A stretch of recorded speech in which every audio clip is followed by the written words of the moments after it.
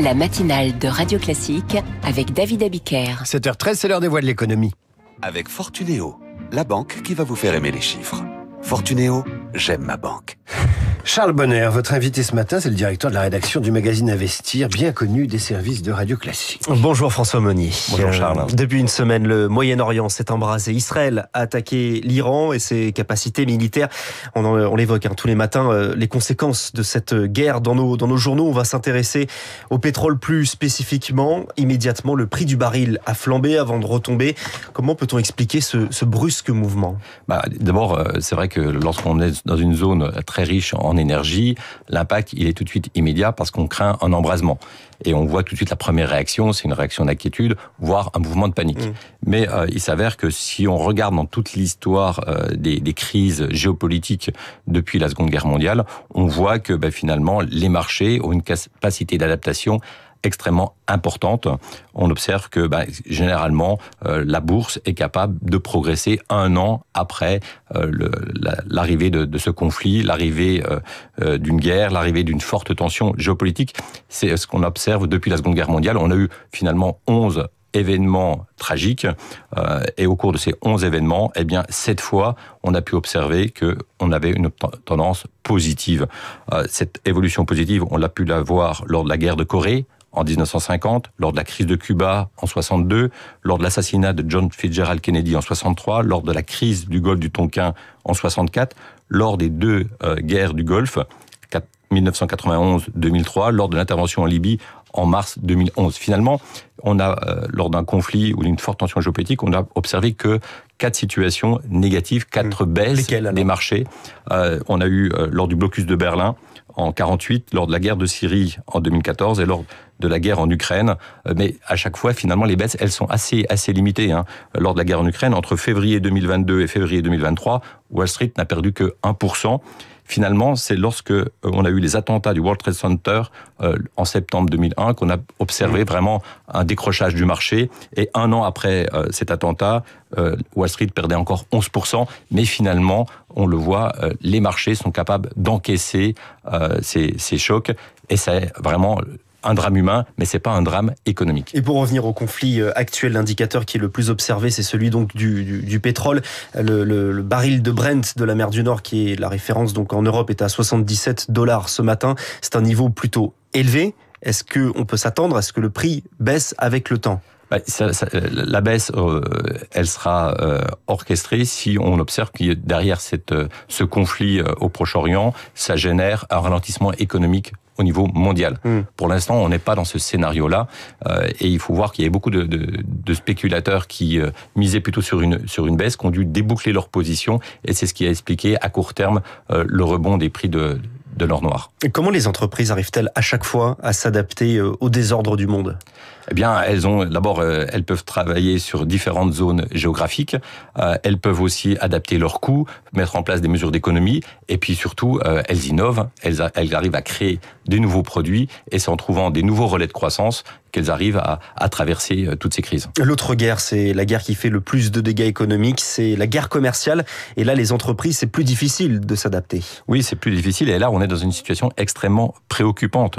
Parce que quand on regarde un petit peu les ultimatums imposés par Donald Trump, il ne reste plus beaucoup de temps pour négocier avec les États-Unis. C'est le 9 juillet la fin. C'est le 9 juillet, moins de 3 semaines avant cette date butoir. Et si jamais il n'y a pas de négociation, on aura une taxe de 50% sur le Made in Europe. Contre 10 actuellement. Contre 10 actuellement, c'est énorme.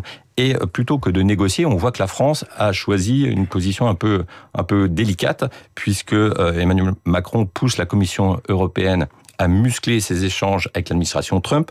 On l'a vu encore dans un entretien aux Échos, le ministre français de l'Europe, Benjamin Haddad, met la pression sur la Commission européenne pour imposer des contre-mesures douanières sur les produits américains, alors que c'est probablement, et c'est même sûr que c'est l'inverse qu'il faudrait faire. Il faudrait essayer de négocier, comme les Britanniques. Les Britanniques ont obtenu de limiter à 10% la taxation. Ils ont obtenu aussi de pas du tout être taxés sur les produits vendus aux États-Unis concernant l'aérospatiale, l'aéronautique. Ils ont obtenu des dérogations sur l'automobile. Et nous, on essaie de muscler notre échange, et ça risque de provoquer plus de dégâts qu'autre chose. Et on le sait, Là, on est sur une taxation de 50%. Ça peut être pire. On le voit sur le cognac. La situation peut être dramatique puisqu'il y a 10 000 emplois en jeu si jamais il y avait une taxation massive sur les vins, les spiritueux, et notamment le cognac. Donc la situation est extrêmement compliquée. Et ce qu'on voit, c'est que Emmanuel Macron est en train de nous faire un pari. Il y a un an, il faisait le pari de la dissolution. Là, il nous fait le pari, je peux gagner mon bras de fer avec Donald Trump. Là, on est dans une posture plutôt personnelle. Et gouverner, c'est pas parier. Gouverner, c'est plutôt prévoir. Et c'est essayer de trouver un compromis pour sauver des emplois, maintenir la croissance, et on le sait, là on est dans une tendance où le chômage risque de progresser. L'INSEE a averti qu'on devrait arriver à 7,7% à la fin de l'année. Pour autant, la Commission européenne et le Royaume-Uni ont commencé à négocier au même moment. Ça aboutit d'une manière positive pour le Royaume-Uni. Pour le moment, pour la Commission européenne, ça n'est pas le cas.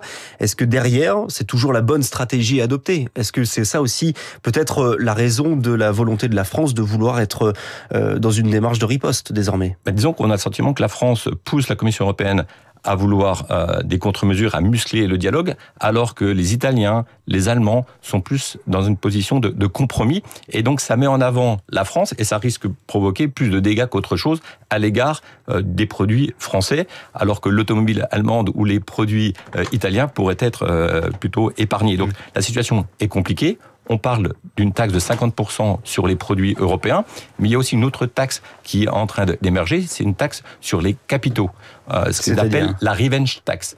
Donald Trump est très en colère contre parce que nous, on taxe les services numériques à hauteur de 3%.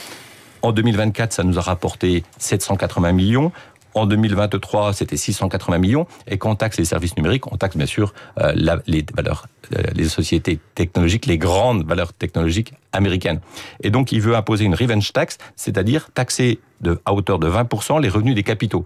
Alors bien sûr, 20% des revenus des capitaux, ça veut dire taxer plutôt les banques, les assureurs, mais également les industriels qui réalisent des ventes et des bénéfices aux États-Unis.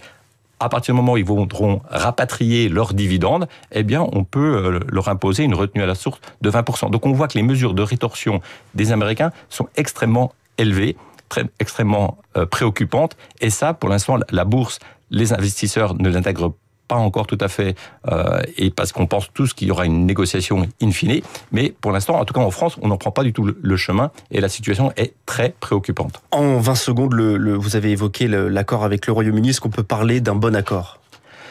Disons qu'ils ont limité les dégâts en disant qu'il n'y aura pas de taxation au-delà des 10%.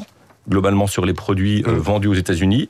Il y a des exemptions sur l'agriculture, sur l'automobile, sur l'aérospatiale. Donc, c'est un compromis, c'est une négociation. Donc, il y a, évidemment, ils auraient peut-être pu faire mieux, mais en tout cas, ils ont limité les dégâts. Et nous, on risque, en France, d'aggraver les dégâts. D'aggraver et de provoquer encore du chômage dans une situation où la croissance économique est extrêmement molle en France. Merci François Aumonier, le directeur de la rédaction d'Investir dans les voies de l'économie, comme tous les vendredis. Merci à tous les deux. On vous retrouve lundi, Charles, pour la matinale de l'économie. Les coulisses de la politique, c'est dans 3 minutes. Un moratoire sur les énergies renouvelables voté à l'Assemblée contre l'avis du gouvernement. C'était hier. Marcelo Westfred va nous en parler dans une seconde. On parle français avec Karine Dijoux. Et si